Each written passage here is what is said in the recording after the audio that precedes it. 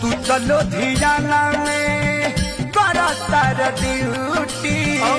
पछुआ के हवा मोर बिगाड़ देता ब्यूटी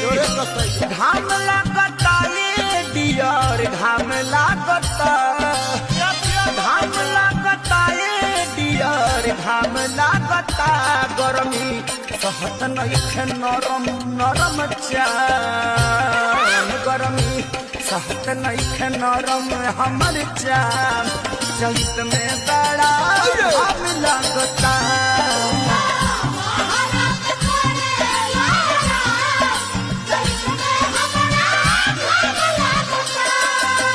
बलमुजी आ जाइता बलमुजी आ जाइता